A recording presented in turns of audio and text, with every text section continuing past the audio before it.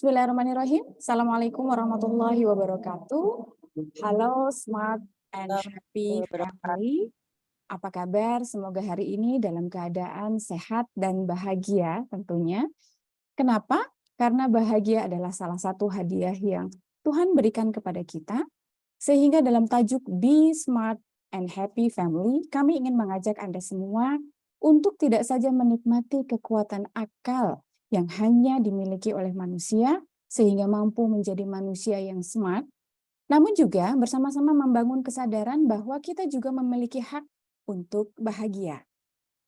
Bersama saya, Maya Yustia, yang senantiasa akan menemani Anda pagi ini untuk memandu acara, sekaligus menjadi teman bincang narasumber yang telah hadir bersama kita, yaitu Ibu Nia Ramdaniati. Beliau yang mahir dalam berbahasa Arab ini adalah seorang trainer, guru, dosen, penulis bahkan yang tidak hanya konsen dalam dunia pendidikan, pemerhati dunia anak, praktisi dalam menguatkan peran keayah bundaan, namun juga beliau juga konsen di isu-isu mengenai dunia perempuan.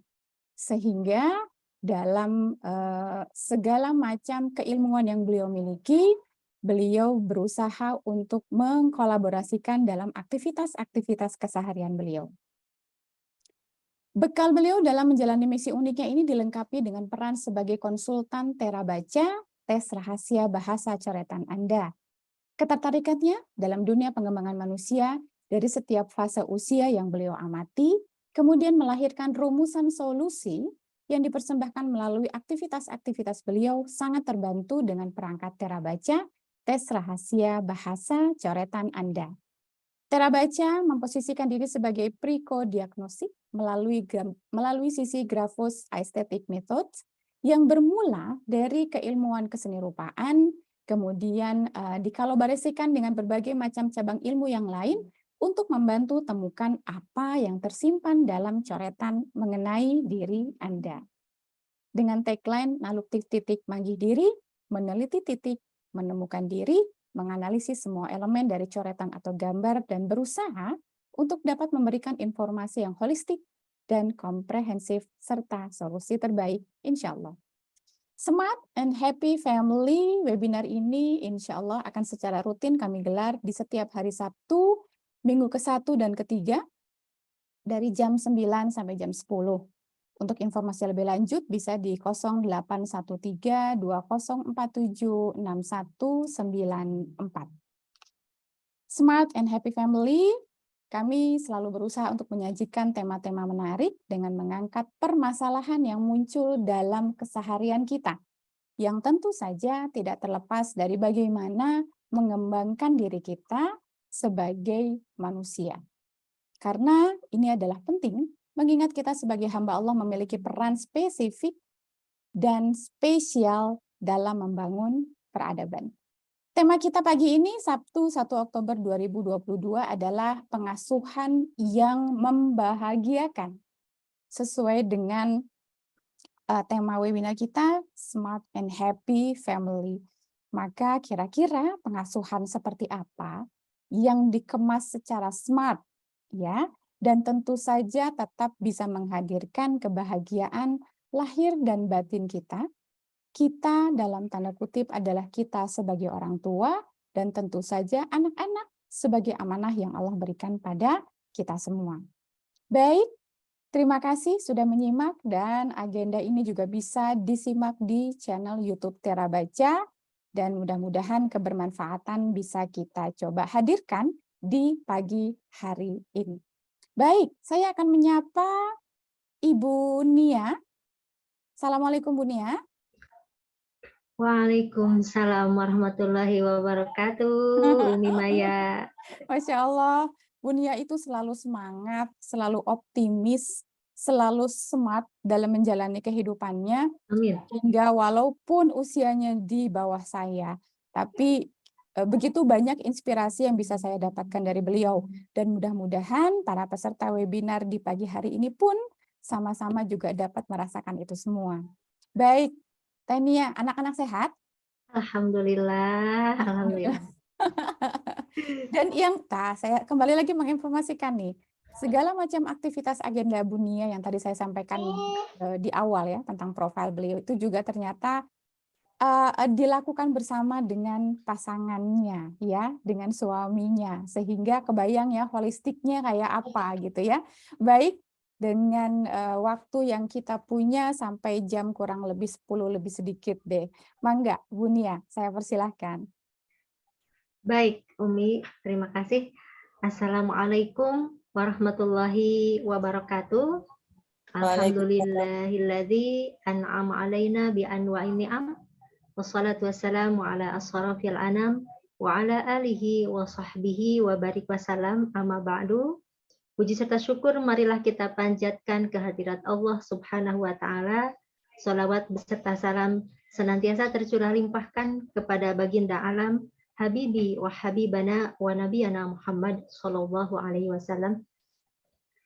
Saya ucapkan terima kasih kepada Ibu Direktur Kabaca Pro, Umi.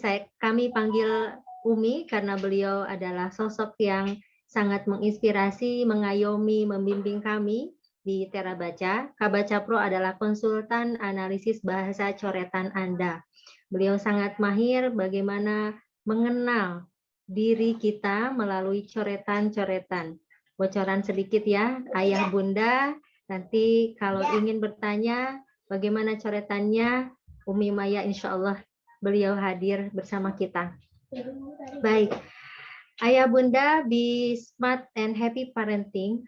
Pada pagi ini kita akan belajar sedikit tentang pengasuhan membahagiakan, tetapi saya sedikit klarifikasi apa yang tadi Umi Maya sampaikan.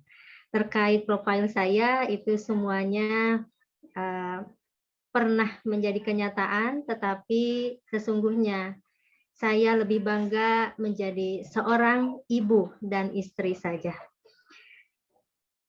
Nah, di pagi ini juga saya ingin mengajak ayah bunda untuk belajar sedikit saja mungkin karena kita hanya memiliki waktu 1 jam dan mudah-mudahan ini menjadi pemantik saja bagi kita sebagai orang tua agar senantiasa selalu belajar sepanjang hayat karena yang namanya orang tua itu tidak ada sekolahnya. Dulu kita sekolah juga tidak pernah mengenyam mata pelajaran keorang tuaan sehingga sepanjang waktu kita menjadi orang tua maka di situ kita harus selalu belajar. Dan inilah juga merupakan anugerah bagi saya ketika saya diberikan amanah sebagai orang tua sehingga saya lebih bangga menjadi ibu. Baik.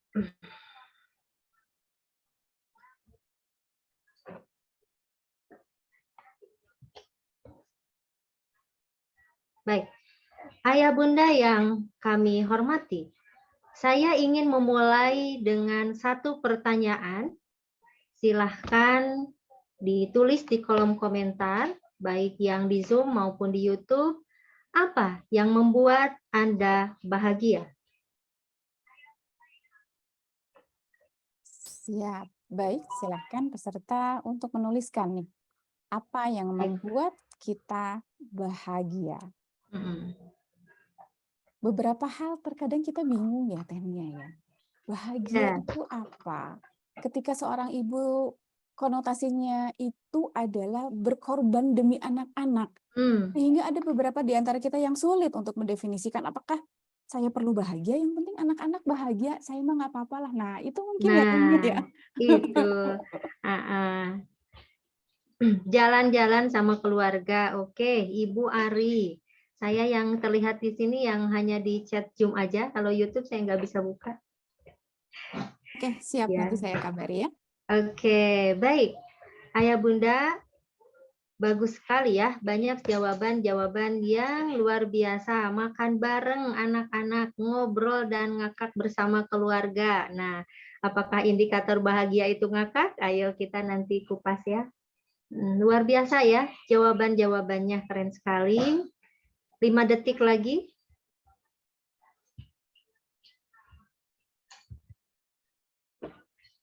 Nah, baik. Kita perlu mengulang lagi proses Mengapa kita ada? Ternyata kalau kita refleksikan bahwa sesungguhnya hidup inilah kebahagiaan. Hidup kita inilah kebahagiaan. Ketika kita diberi kesempatan untuk hidup ada di dunia ini adalah kebahagiaan. Nah, bagi kita sebagai orang tua, ini perlu meluruskan hakikat kebahagiaan hidup itu sendiri. Banyak di antara kita yang sepintas menyimpulkan bahwa saya bahagia ketika saya punya uang banyak, saya bahagia ketika saya melihat anak-anak sukses, saya bahagia ketika mendapatkan pasangan yang lebih sempurna, saya bahagia ketika saya mendapatkan ilmu, saya bahagia ketika mendapatkan banyak hal dalam kehidupan ini. Lalu bagaimana kalau kita mendapatkan kondisi sebaliknya? Mendapatkan kesedihan, mendapatkan musibah, tiba-tiba anak sakit, begitu banyak masalah-masalah yang menghinggapi kehidupan kita. Sedangkan pada prinsipnya hidup itu sendiri kebahagiaan, maka di situasi itu apakah kemudian kita tidak pantas untuk bahagia? Nah, di sini perlu kita luruskan agar kita sepanjang waktu menjadi pribadi yang bahagia. Ini PR bagi kita masing-masing agar tidak terjebak kepada hal-hal yang membuat kita memandang kebahagiaan itu hanya sejenak saja. Coba kita pernahkah membayangkan bahwa kok Allah tidak adil ya, gitu kan? Orang yang kaya begitu mudah mendapatkan kesenangan. Sedangkan ada satu sisi orang yang selalu mendapatkan kesulitan. Tetapi nyatanya itu hanya luarnya saja. Bayangkan, kita membeli sesuatu barang ketika kita dalam kondisi sulit. Betapa bahagianya mendapatkan barang itu. Walaupun harganya itu tidak seberapa. Kalau orang kaya bilang membeli itu tidak ada apa-apanya. Maka ternyata kebahagiaan itu luas. Maknanya luas sekali ruang lingkupnya. Maka sesungguhnya kebahagiaan itu bagaimana kita cara memandang situasi, jarak pandang terhadap situasi kondisi yang kita alami, itu kan? Nah, disitulah yang menjadi PR kita bersama. Maka tetapkan satu kondisi bahwa kebahagiaan itu adalah soal cara kita memandang diri kita dan situasi yang menghinggapi kita setiap waktu. Perlu latihan tentu saja, ya. Nah, tadi soal kebahagiaan, sekarang soal pengasuhan. Dalam Kemendikbud ya, bahwa pengasuhan itu adalah proses interaksi antara orang tua dan anak dalam mendukung perkembangan fisik, emosi, sosial, intelektual, dan spiritual saja sejak anak dalam kandungan sampai dewasa. Nah, di sini ada peran kita sebagai orang tua. Maka ada satu pertanyaan yang ingin saya lontarkan. Kapan kita sadar kita menjadi orang tua? Silakan ditulis di kolom komentar. Kapan kita sadar kita menjadi orang tua?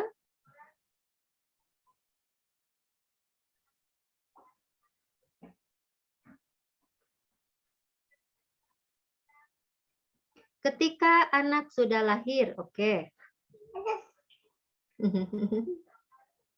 Saat anak kita lahir di dunia, oke. Rata-rata seperti itu. Sadar menjadi orang tua ketika anak lahir. Oh, saya sekarang menjadi ibu. Oh, sekarang saya menjadi ayah. Maka start untuk bagaimana peran menjadi ayah, bagaimana peran menjadi ibu, di situ baru memulai belajar. Kalau sadarnya baru pas ketika anak lahir.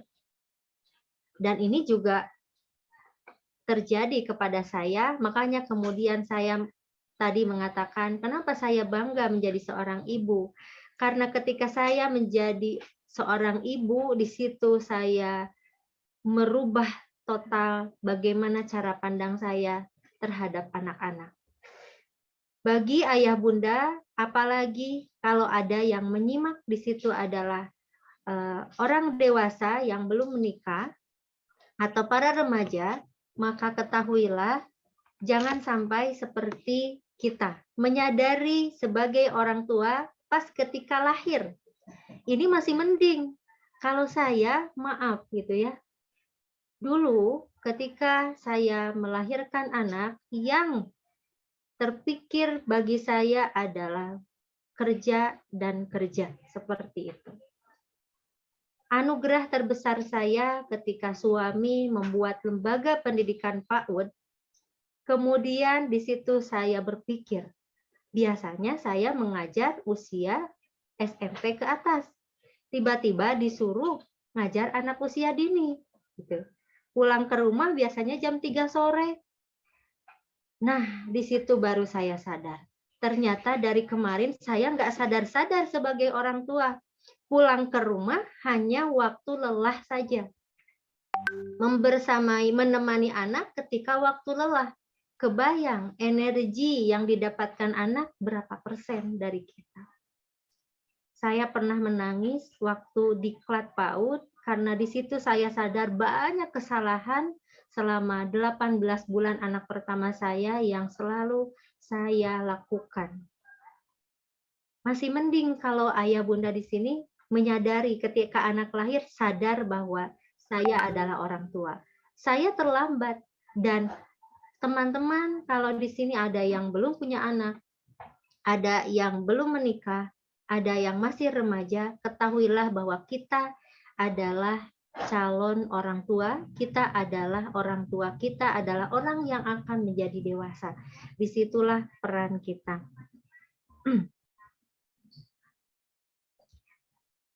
Nah, ternyata proses menjadi orang tua itu sangat panjang, maka kemudian ini penting.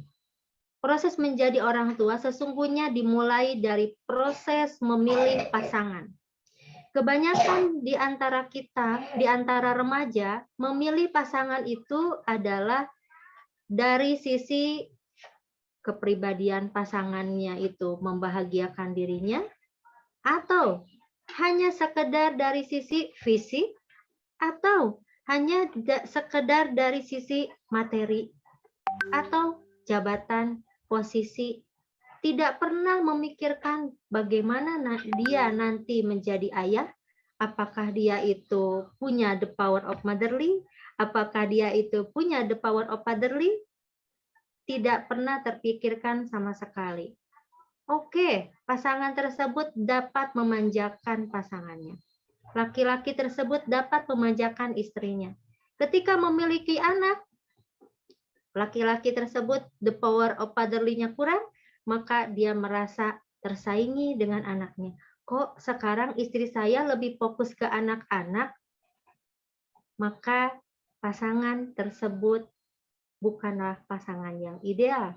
Maka bagi para remaja, di dalam memilih pasangan, penting juga dari mulai sekarang melihat bagaimana the power of motherly-nya, bagaimana the power of fatherly-nya, karena hidup kita selanjutnya tidak hanya berdua, kita diamanahi oleh anak nantinya. Begitu. Kemudian proses pernikahan. Proses pernikahan di situ ada janji kokoh yang disaksikan oleh Sang Maha Pencipta, yang ini kemudian juga harus menjadi tolak ukur bagaimana pasangan menjaga satu sama lain di dalam bingkai pernikahan ini. Kemudian di dalam proses relasi suami istri, ini sangat penting karena ketika proses relasi suami istrinya terjadi relasi kuasa saja, relasi kuasa, di situ ada yang kuat, di situ ada yang lemah. Ketika ada yang kuat dan ada yang lemah, yang kuat menguasai yang lemah, maka di situ terjadi persaingan. Prosesnya nanti ketika mendapatkan keturunan, kalau dimulai dari persaingan, bagaimana anaknya hidup. Mereka hidup hanya soal kalah menang, kalah menang. Mereka tidak mendapatkan kepuasan menjadi dirinya sendiri. Yang dilihatnya adalah orang lain, orang lain, orang lain, sehingga jati dirinya tidak didapatkan di situ. Kemudian proses reproduksi ini sangat penting. Ketika pengalaman reproduksi tidak dipahami sebagai pengalaman yang khas bagi perempuan. Punten, maaf ya. Kebanyakan proses reproduksi ini hanya dibayangkan ketika proses lahiran, keluarga mendapatkan kebahagiaan, di situ saja kegambarnya. Padahal ada satu fase di mana pengalaman khas perempuan lebih banyak di situ yang perlu diperhatikan. Pengalaman khas laki-laki saat reproduksi, mengeluarkan sperma, gitu kan? Hubungan suami istri. Pengalaman khas reproduksi perempuan, haid, gitu ya. Kemudian hubungan suami istri, mengandung, melahirkan. Habis melahirkan, saya dulu pernah merasakan pengalaman habis melahirkan, kirain itu habis melahirkan selesai tugas kita, ternyata menyusui 2 tahun gitu kan. Nah, 5 pengalaman ini yang berbeda dengan laki-laki yang 2. Ada jeda waktu yang berbeda. Kalau laki-laki hubungan suami istri mengeluarkan sperma berapa waktunya? Perempuan haid mingguan. Haid seminggu, ada yang 2 minggu, bulanan datangnya. Mengandung 9 bulan, melahirkan dengan susah payah, ada yang 1 hari, ada yang 1 minggu, menyusui bulanan, tahunan. Kemudian situasi yang dirasakan, ada yang sakit, ada yang tidak. Pengalaman khas perempuan yang banyak mengalami sakitnya. Nah, disinilah yang kemudian perlu diperhatikan menjadi orang tua. Ketika proses reproduksi, pengalaman khas perempuannya diperhatikan, baik oleh perempuan itu sendiri, bagaimana proses saat reproduksi menjadi pribadi yang bahagia bagi dirinya dan bagi yang ada di dalam rahimnya, dan bagi laki-laki ketika proses reproduksi bagaimana dia membahagiakan dirinya dan membahagiakan istrinya yang mengalami pengalaman khas yang berbeda. Kemudian saat proses tumbuh kembang anak, di sini perlu ada kesepakatan bahwa tumbuh kembang anak bukan hanya PR ibu, tapi juga PR ayah. Kedua-duanya sama-sama berproses menemani tumbuh kembang anak, agar anak menjadi pribadi yang betul-betul merasakan peran ayah dan peran ibu. Kemudian di akhir ini perlu ada kesiapan dari kita yang masih hidup, adalah proses perpisahan. Dan juga bukan hanya perpisahan ini bukan hanya soal hidup dan mati. Ketika orang tua berpisah, ada di mana satu keputusan yang tidak bisa ditawar lagi, bercerai, maka di situ harus disiapkan anak tidak boleh menjadi korban. Ketika perpisahan ini adalah hidup dan mati, maka mulai saat ini kita harus mempersiapkan orang tua meninggal, anak tetap melanjutkan masa depannya. Gitu. Untuk melanjutkan masa depannya, maka orang tua harus mempersiapkan segala sesuatunya agar mereka tidak bergantung kepada siapapun setelah kita tidak ada. Begitu.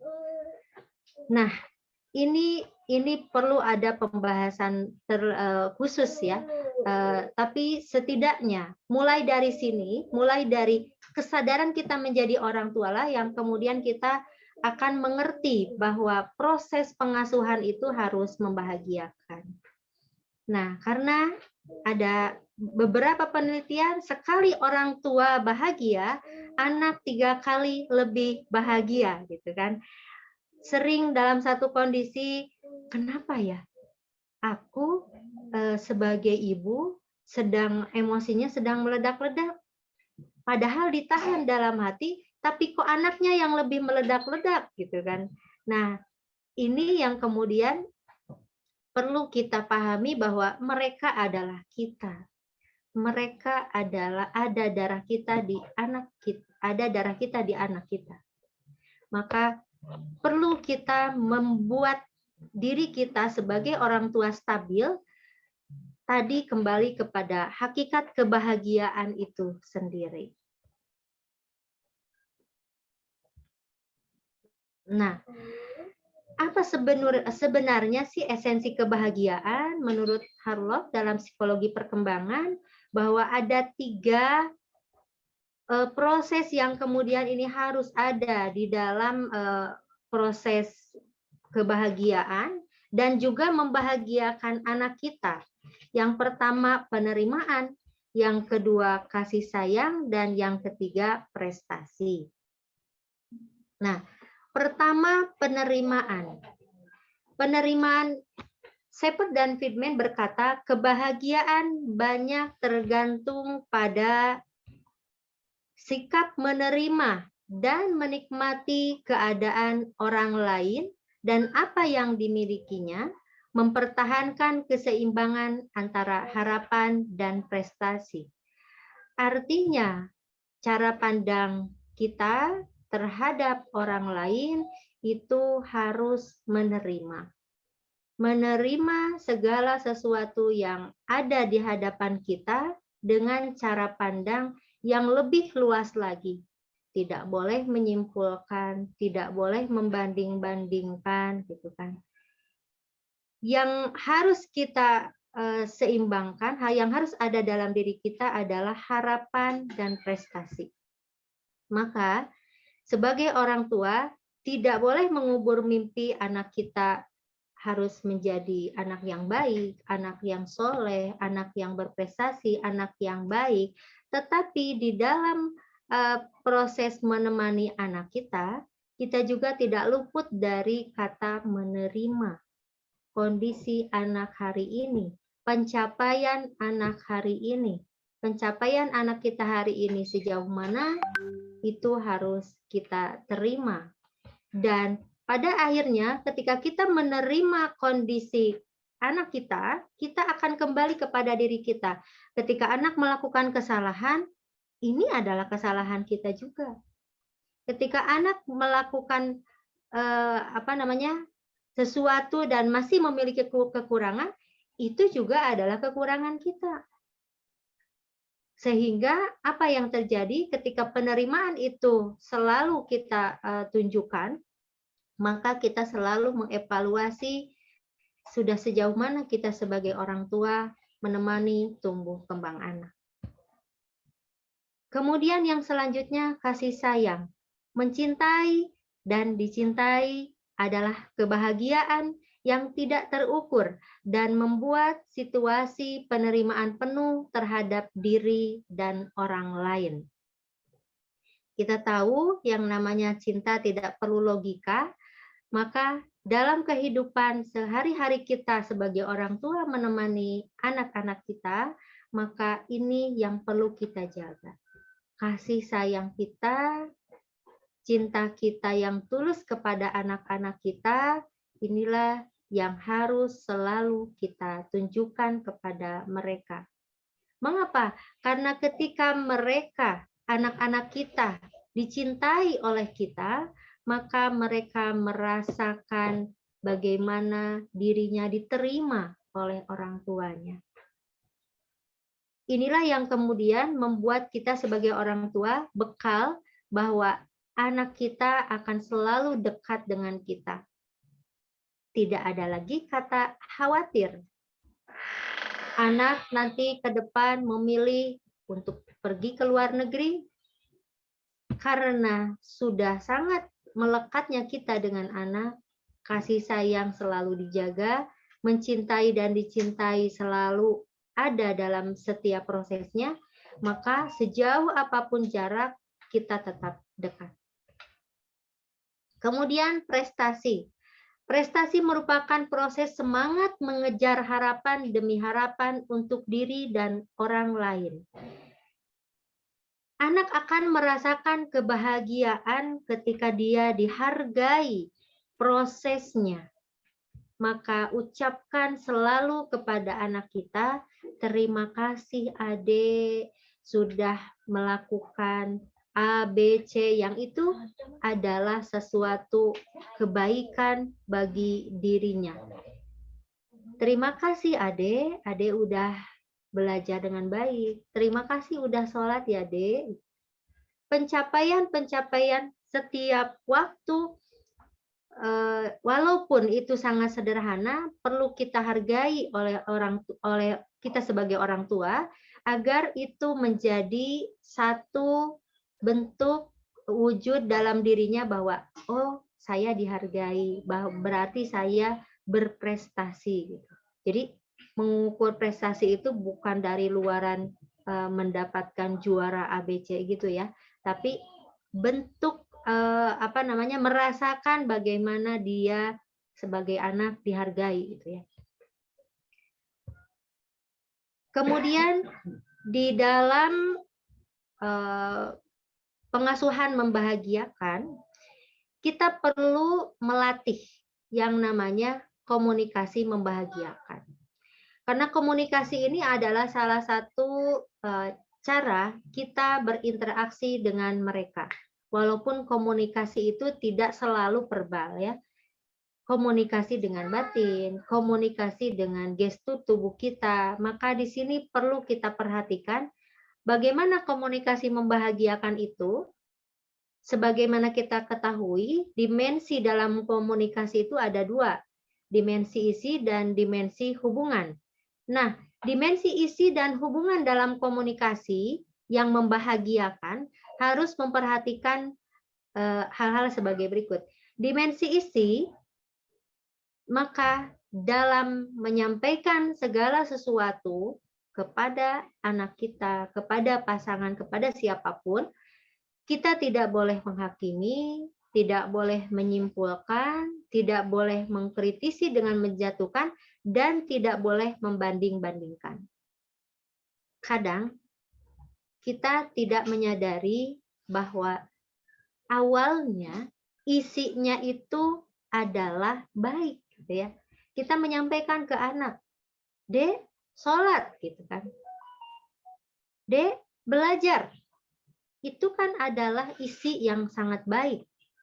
Tetapi dimensi isi ini kemudian disampaikan dengan cara menghakimi, ade mah sholatnya telat baik gitu kan, menyimpulkan, tuh kan ade selalu nggak semangat belajarnya, mengkritisi dengan menjatuhkan, apalagi membanding-bandingkan, lihat tuh teman ade mereka lebih rajin. Nah, maka isinya akhirnya menjadi tidak ada, walaupun awalnya adalah kebaikan. Maka perlu kita memperhatikan juga isinya itu diksinya, gitu kan? Kalimat-kalimatnya harus disampaikan dengan benar, tidak boleh sepotong-sepotong. Kemudian dimensi yang kedua, dimensi hubungan. Perlu menentukan warna relasi. Maaf, kembali lagi kepada yang tadi, relasi kuasa. Kalau ada relasi kuasa, misalnya, biasanya selalu menempatkan orang tua serba benar, orang tua serba tahu, orang tua di atas, maka yang terjadi anak tertekan. Belum apa-apa, takut untuk melakukan. Belum apa-apa, anak tidak mau mengklarifikasi sebenarnya apa yang terjadi. Akhirnya, mereka akan mencari orang yang lebih mengerti mereka menurut mereka sendiri. Maka kemudian perlu kita menentukan warna relasi kita sebagai orang tua.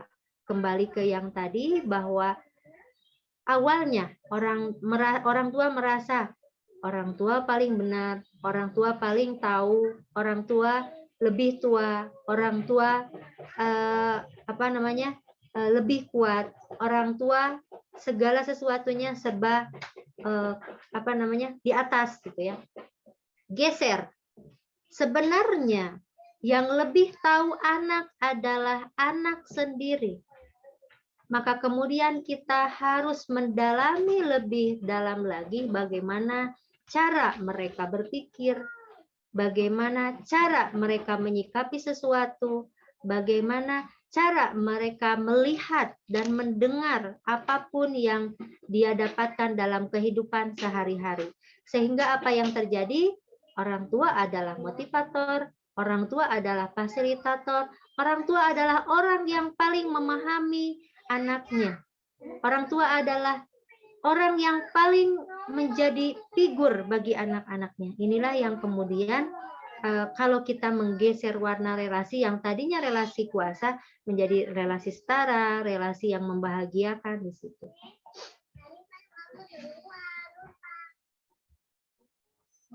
Nah,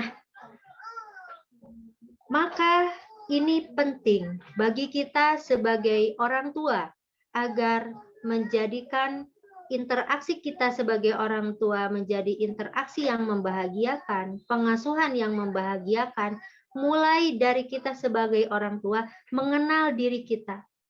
Bagaimana kita, kelemahannya, kelebihannya, tantangan yang kita hadapi, hambatan-hambatan selama ini yang kita hadapi sebagai orang dewasa. Kemudian mengenal pasangannya, karena kita tidak mungkin mengajukan satu pijakan kalau pasangan kita memiliki pijakan lain yang berseberangan. Akhirnya anak pusing. Tadi kata mama A, sekarang kata ayah B. Aku harus gimana? Gitu. Maka kita perlu mengharmonisasikan apa yang kita landasan-landasan yang kita miliki bersama pasangan kita untuk menemani anak-anak. Mengenal anak tentu saja ini sangat penting agar kita tidak salah memandang, menyimpulkan apalagi nantinya malah membanding-bandingkan. Cukup bagi kita adalah pasangan dan anak, yang lain ngontrak. Gitu. Sehingga apa yang terjadi dalam kehidupan sehari-hari, masalah yang kita hadapi, masalah diri, pasangan, keluarga, itu tidak melebar menjadi permasalahan yang menumpuk-numpuk karena kita hanya fokus pada bagaimana orang lain berkata, bagaimana orang lain melihat. Tapi kita fokus pada ini masalahnya begini, gimana ya cara untuk menyelesaikannya. Cukup itu yang kita pikirkan. Sehingga, dan ini juga penting bagi kita, start, proses, dan akhir bahwa kita harus mengenal Sang Pencipta. Dan ini juga harus dikawal kepada anak-anak bahwa segala sesuatu yang kita dapatkan, bahwa kita sendiri tidak memiliki, bahwa Dialah Sang Pencipta yang telah menghadirkan situasi yang kita alami, begitu. Sehingga anak ini juga kemudian akan mendapatkan pengawasan yang melekat dalam dirinya. Nah, ini juga kemudian kalau dalam Islam ketauhidan anak ini yang kemudian menjadi bekal ketika mereka melakukan hal apapun, termasuk kegiatan di dunia maya. Ketika kemelekatan tauhidnya kuat, gitu ya, apapun yang dia lihat di dunia maya, apapun yang dia cari di dunia maya, dia akan merasa diawasi oleh Sang Maha Pencipta. Ini sebagai prolog, dan terakhir saya secara pribadi mengucapkan terima kasih kepada Tera Baca. Karena mulai dari sini saya banyak membuka cara pandang yang lebih luas lagi, mengenal saya, mengenal pasangan, dan juga mengenal anak-anak kami. Begitu Umi dan Ayah Bunda semuanya untuk pengantar dialog kita pada pagi ini. Baik, terima kasih banyak Bu Nia. Begitu padat, namun poin-poinnya itu dapat banget. Dan satu hal yang akhirnya menjadi catatan saya di sini bahwa ketika kita berbicara tentang pengasuhan, apalagi di situ dibungkus dengan kebahagiaan, itu berbicara tentang diri kita terhadap anak kita, diri kita terhadap pasangan kita, diri kita terhadap diri kita sendiri, dan semuanya itu ternyata tadi endingnya keren banget tentang tauhid, bahwa semuanya harus ada benang merah, harus ada ikatan akidah dengan yang namanya Allah Subhanahu wa Ta'ala. Itu keren banget. Dan catatan berikutnya adalah nih Bu Nia, bahwa ternyata apa yang disampaikan itu tidak hanya berbicara tentang tips and tricks bagaimana mengasuh anak-anak kita, tapi justru ini semua adalah berbicara tentang hati. Ranah batinnya kuat banget, betul nggak sih Bu Nia? Kuat banget tuh. Sehingga akhirnya kita mengajak ruh kita, betul ya Bu Nia, ruh kita untuk menjadi warna yang sangat kuat dalam proses aktivitas kita bersama keluarga, bersama anak-anak kita khususnya. Jadi, Masya Allah, kayaknya tema berikutnya adalah bagaimana pendidikan hati deh kayaknya. Masya Allah. Baik, terima kasih Bu Nia. Dan ini saya lihat sudah ada beberapa chat pertanyaan dari nanti saya akan tengok yang di YouTube ya. Kita akan lihat dulu di forum chat room ini. Tapi jika dari peserta ada yang ingin bertanya langsung, silahkan tolong raise hand sehingga nanti saya bisa lihat dan kita akan buka dialog langsung ya. Yang pertama adalah dari Ibu Darwati Indramayu. Assalamualaikum Ibu Darwati. Bagaimana menghindari atau mencegah terjadinya baby blues terutama pada mamah-mamah muda yang rumah tangganya kurang harmonis? Silakan nih, Bu Nia. Baik, Bu Darwati, pertanyaan yang sangat luar biasa sekali. Ini Kepala Cabang Kabaca Pro Indramayu ya. Bu Darwati mau open mic? Oke. Pertanyaan yang luar biasa, kasuistik tapi banyak ya terjadi ya. Bagaimana menangani terjadinya baby blues syndrome kepada mama-mama muda yang rumah tangganya kurang harmonis. Ya, rumah tangga yang kurang harmonisnya itu menjadi salah satu pemicu baby blues gitu ya. Ke ranah yang tadi kita kembali proses reproduksi. Proses reproduksi yang membahagiakan itu terjadi apabila dia sebagai ibu menemukan titik kebahagiaannya dan pasangannya sangat mensupport, memahami pengalaman khas dia sebagai ibu, pengalaman khas dia sebagai perempuan yang memiliki proses reproduksi yang berbeda dengan laki-laki. Bukan kebanyakan ya, 1-2 mungkin. Ada beberapa di antara laki-laki yang cukup gitu ya, menggambarkan proses reproduksi itu ketika mendapatkan anak bahagia gitu kan. Tidak memahami secara detail bagaimana pengalaman khas istrinya selama proses reproduksi. Nah, disitulah yang kemudian juga menjadi perlu diperhatikan oleh para laki-laki bahwa pengalaman khas perempuan ini tidak bisa dibayangkan sesederhana penyebutannya. Haid, mengandung, melahirkan, menyusui, tidak sesederhana mengucapkannya gitu ya. Dan perlu ada banyak empati di situ, memahami secara detail pengalaman khas ini, kemudian juga membuat para ayah meningkatkan pengorbanannya untuk memahami proses demi proses yang dialami oleh perempuan yang memiliki pengalaman khas reproduksinya lebih banyak.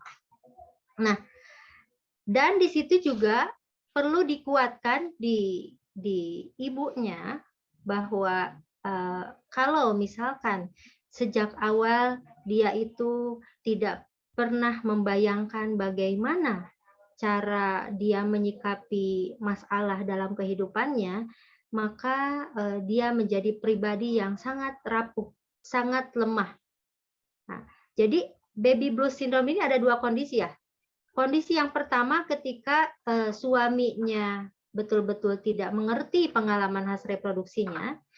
Yang kedua adalah kondisi ibu, padahal misalnya dalam prosesnya si suami itu betul-betul mengerti bagaimana memperhatikan istrinya, gitu ya. Tetapi dari sisi pribadi ibunya misalnya rapuh. Selama proses dia memahami dirinya sendiri, atau misalnya ya luka sedikit aja gitu langsung cengeng gitu kan, seperti itu. Kemudian sakit sedikit aja langsung keluar air matanya gitu, panikan gitu kan, seperti itu. Maka kemudian bisa terjadi juga baby blues syndrome gitu. Maka ada dua PR di situ. Pertama, ibunya juga harus menjadi pribadi yang sangat kuat, dan yang kedua adalah laki-lakinya harus betul-betul memahami pengalaman khas istrinya ketika reproduksi. Bagaimana kalau terjadi ketika rumah tangganya kurang harmonis, berarti itu proses relasi suami istrinya yang perlu diselesaikan. Menyelesaikan proses relasi suami istri tidak cukup juga dengan hanya mengandalkan suami istrinya itu menyelesaikannya bagaimana. Ketika di dalam proses baby blues syndrome perlu ada dukungan dari keluarga terdekat, gitu ya.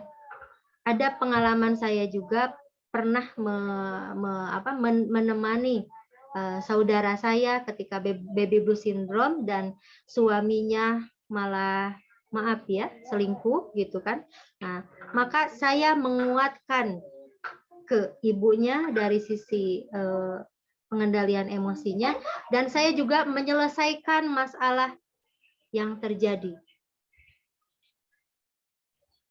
Menyelesaikan masalah yang terjadi di suaminya, yang itu kemudian menjadi akar dari permasalahan baby blues syndrome itu.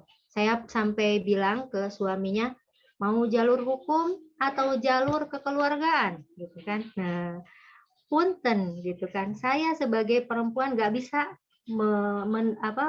menerima kondisi ini gitu kan. Itu kalau masalahnya seperti itu. Maka selesaikan juga permasalahan rumah tangganya, karena itu menjadi akar perempuan tersebut mengalami baby blues syndrome. Kita sebagai orang-orang terdekat juga harus memahami pengalaman khas reproduksi perempuan, dan juga harus menguatkan perempuannya itu sendiri sebagai pribadi ibu yang akan bisa menyelesaikan permasalahan kehidupannya. Seperti itu, Umi. Iya, baik. Ini penting banget ya, memang pertanyaan yang memang luar biasa ini ketika berbicara tentang baby blues. Artinya itu kan ada dua sisi saya catat tadi. Dari satu sisi adalah suami yang kurang paham, mungkin sudah berusaha untuk paham, tapi kurang spesifik apa yang terjadi terhadap istrinya. Yang kedua adalah rapuhnya pribadi si ibu. Saya jadi teringat nih, Teh Nia, bahwa di dalam Tera Baca itu ada yang namanya the power of motherly. Ya, di situ ada bagaimana seorang ibu dari sisi inner sensitivity-nya, kemampuan seorang ibu untuk memakai bahasa batinnya, bagaimana seorang ibu dari sisi toughness-nya, ketangguhan dalam melakukan dan menghadapi segala sesuatu. Kemudian the power of motherly juga berbicara tentang bagaimana seorang ibu dari sisi passion-nya menunda respon beberapa saat untuk mengontrol pemikiran dan pengendalian. Kemudian motherhood-nya seperti apa. Kemudian juga di dalam Tera Baca juga terdetek bagaimana self-development dari sisi ibu. Bagaimana sisi responsibility-nya. Bagaimana sisi kesadaran dan bagaimana, nah ini nih, sering sekali Bu Nia meyakinkan kami semua di Tera Baca. Belief system-nya itu seperti apa. Begitu ya Bu Nia ya. Mudah-mudahan betul. kita juga punya agenda materi tentang bagaimana mengungkap makna dari the power of motherly. Baik, kita masuk ke pertanyaan berikutnya nih, Teh Nia. Ya, Ya Teh, ya Bu, gitu ya. Ya Allah, saya senangnya Teteh sebetulnya ya. ya Bu. Bagaimana memperbaiki dari Ibu Ari, Assalamualaikum Bu Ari, bagaimana memperbaiki pola pengasuhan yang tidak tepat? Bagaimana mengetahui efek negatif dari pola pengasuhan yang salah? Dan bagaimana cara memperbaikinya? Silakan. Nah, mulai dari kesadaran kita sebagai orang tua tadi ya, Mia. Tidak ada kata terlambat. Saya termasuk yang terlambat juga kan. Di 18 tahun usia anak pertama saya baru saya sadar, oh begini harusnya menjadi orang tua, tidak ada kata terlambat gitu. Bagaimana yang sudah-sudah, ya maafkan diri kita sebagai orang tua dan selalu meminta maaf kepada anak-anak kita setiap waktunya, yang itu akan membuat mereka lebih menerima kita sebagai orang tua, menerima dirinya juga, menerima situasi kondisi saat ini. Karena apa? Karena kalau kita kembali terus kepada masa lalu, itu juga menjadi tidak baik. Kembali kepada masa lalu terus kita membahasnya, malah itu menjadi energi negatif kita ke masa depan kita saat menemani anak.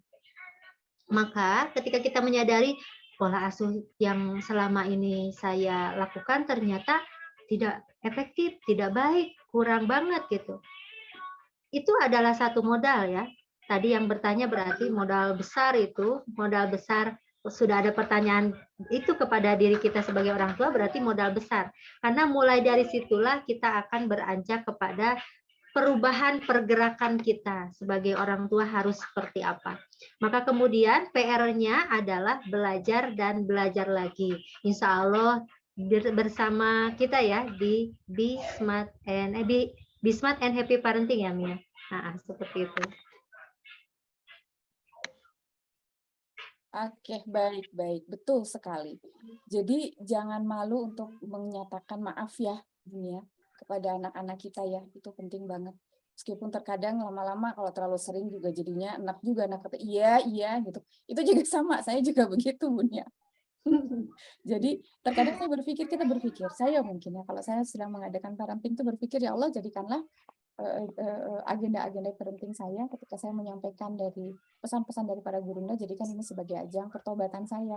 Karena terus terang, sebagian besar dari apa yang saya sampaikan tidak saya lakukan ketika anak-anak saya masih belia, begitu ya Allah. Baik, next yang berikutnya adalah pertanyaan dari Aji, Ibu siapa? Ibu Aji Pangestu. Bapak kayaknya ya. Oh, Bapak, maafkan ya, Bapak Aji Pangestu.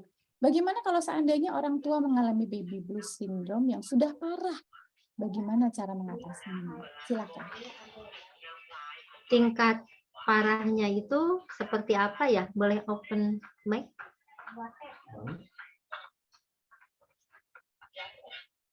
Ya, silakan Bapak Aji jika berkenan untuk diskusi langsung dengan Ibu Nia. Apakah Bapak dalam keadaan standby? Oke, jika belum dalam keadaan standby, silakan. Ya, mungkin ini aja ya, tingkat keparahannya mungkin saya uraikan aja beberapa situasi kondisi baby blues syndrome yang sering terjadi. Kalau tingkat yang ringan-ringan selalu ada dalam perasaan ibu, nah kalau begini saya nggak bisa ngapa-ngapain gitu kan. Ketika dia menyusui setiap waktu, kemudian melihat orang lain sudah jauh startnya menjadi misalkan ibu wanita karir seperti itu ya, sedangkan dia masih harus dalam proses menyusui, dalam hatinya berkata, aduh orang lain udah maju, udah sukses, kalau saya gini-gini aja. Itu termasuk salah satu cikal bakal menjadikan dia baby blues syndrome akhirnya. Dia tidak menikmati bagaimana dia menyusui gitu. Malah membanding-bandingkan dirinya dengan perempuan lain yang lebih sukses gitu. Kemudian yang kedua, kondisi di mana ketika orang-orang di sekitarnya itu mengkritisi kondisinya. Misalnya, beberapa ibu dengan bayi pertama biasanya belum bisa ngebedong tem ya. Oh, Apa yang bedong? Tapi kayaknya udah paham deh kayaknya sembedong. gitu ya. Jadi memakaikan pakaian bayinya atau memandikan bayinya seperti itu kan, atau menggendong bayinya gitu. Tapi orang-orang sekitarnya gitu aja nggak bisa gitu kan. Misalnya ada pernyataan gitu aja nggak bisa. Maka di situ ada perasaan bersalah.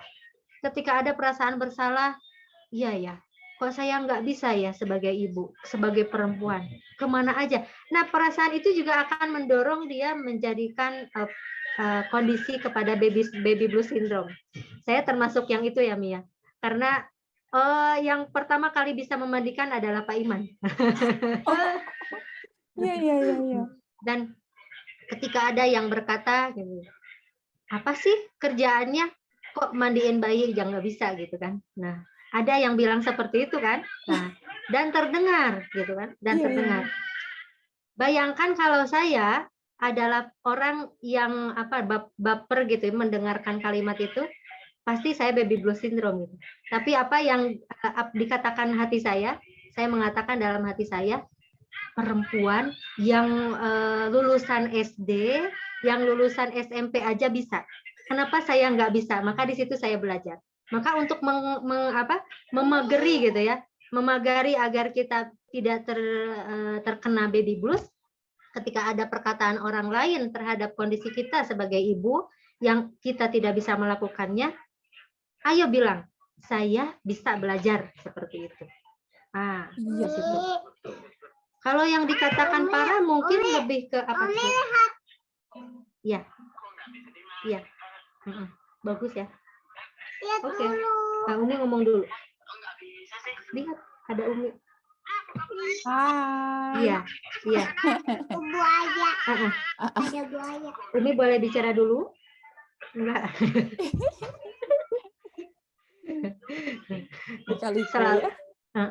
Nah, mungkin yang dikatakan parah itu ketika kondisinya sudah kondisi ibunya tuh udah nyerah gitu ya, udah nyerah dengan beberapa kondisi yang dialaminya, apakah itu permasalahannya finansial, apakah permasalahannya tidak diterima lingkungan, apakah permasalahan pasangannya yang tidak memahami, atau bahkan kekerasan dalam rumah tangga gitu. Kemudian dia dalam kondisi nyerah deh gitu kan. Ya deh, aku teh memang perempuan yang gak berguna. Aku teh adalah ibu yang tidak bisa apa-apa. Aku adalah ibu yang pantas disakiti. Disitulah yang kemudian akan menjadikan dia kondisinya terpuruk. Ketika secara psikologis dia mengatakan hal seperti itu, maka tentu saja itu berpengaruh kepada fisiknya. Semakin secara psikologis dia terpuruk, fisiknya semakin terpuruk, maka tingkat baby blues syndrome-nya itu yang kemudian akan semakin parah. Begitu. Iya, betul. Ya, artinya memang mengenal diri sebelum akhirnya masuk ke jenjang menjadi ibu atau bahkan jenjang pernikahan itu menjadi penting ya, Bu Mia ya. Betul. Mengenal. Nah, kemudian bagaimana cara mengatasinya kalau sudah seperti itu? Tentu saja pertama sekali adalah orang-orang terdekatnya mengenal kondisi bahwa ibu tersebut mengalami Down syndrome. Ya, kalau tidak diketahui oleh orang-orang terdekat semakin parah gitu kan. Setelah orang-orang terdekat mengenal, maka orang-orang terdekat wajib memberikan pertolongan pertama. Apa pertolongan pertamanya? Menerima kondisi ibu.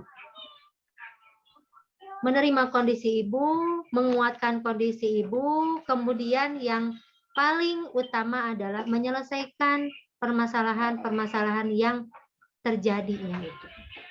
Kalau permasalahan yang terjadinya adalah berkaitan dengan kehidupan rumah tangga, di situ ada KDRT, maka cari lembaga yang bisa membantu menyelesaikan KDRT-nya itu, apakah jalur hukum, jalur kekeluargaan.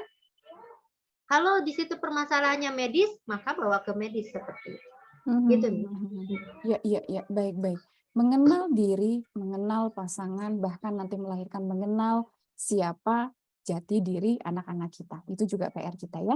Baik, kita lanjutkan Teh Dian. Mohon izin ini ada pertanyaan dari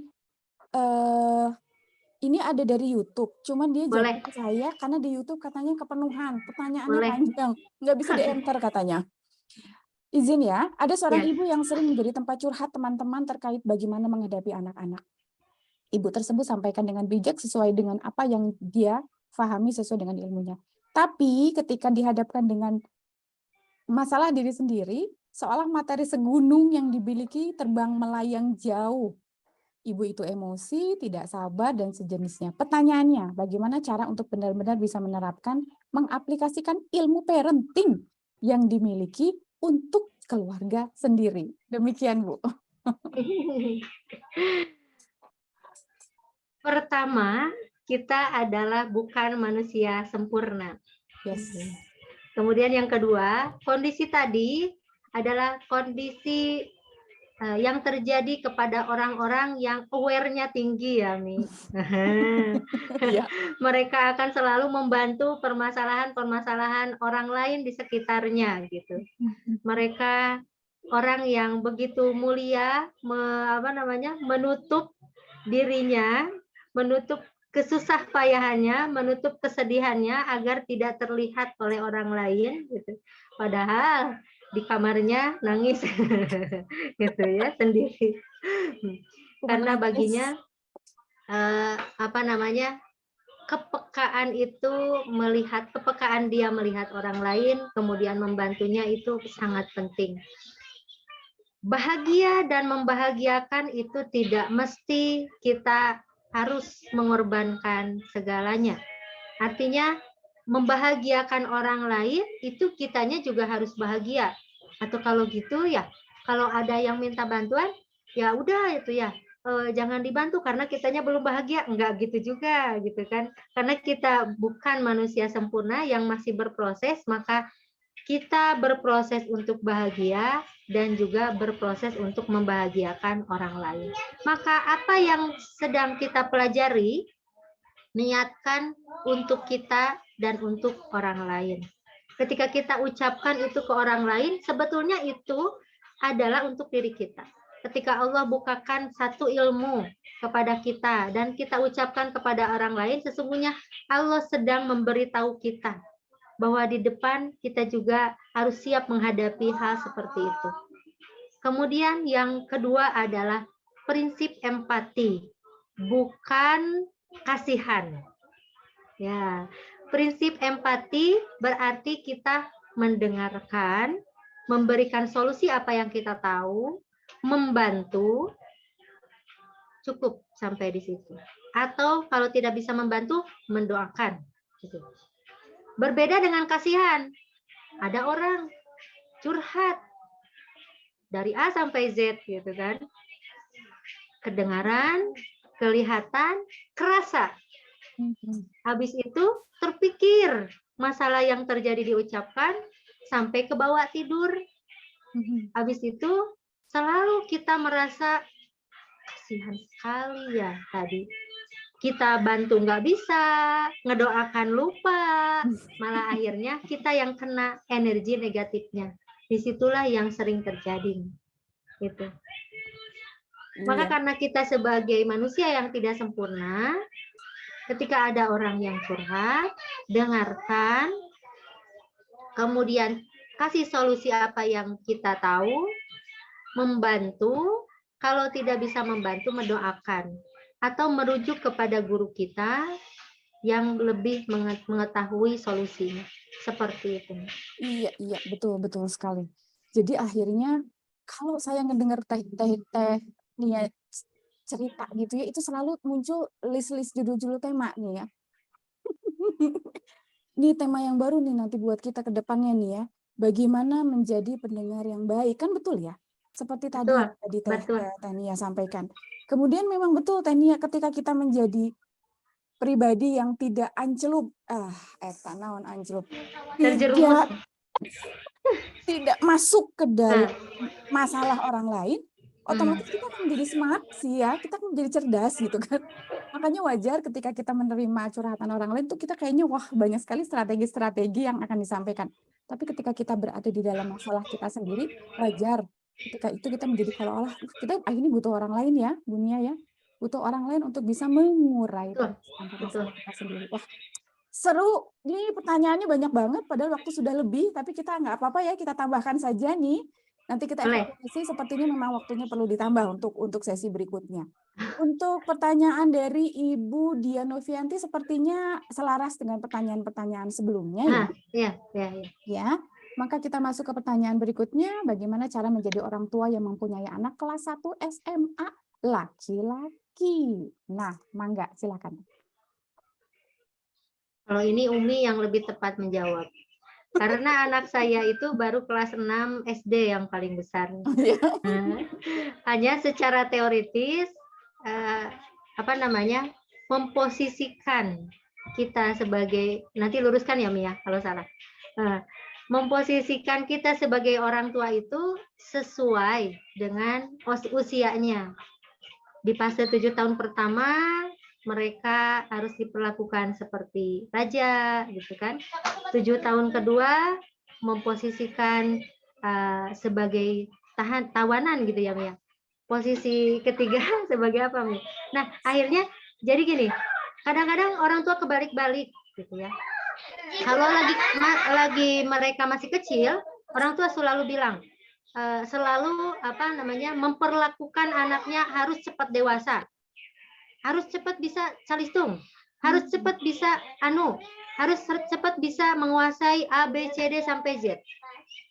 Nah, setelah mereka dewasa gitu ya, kebalikan, malah memposisikan orang tua itu kepada anak kita yang sudah dewasa malah seperti ke anak kecil. Gitu.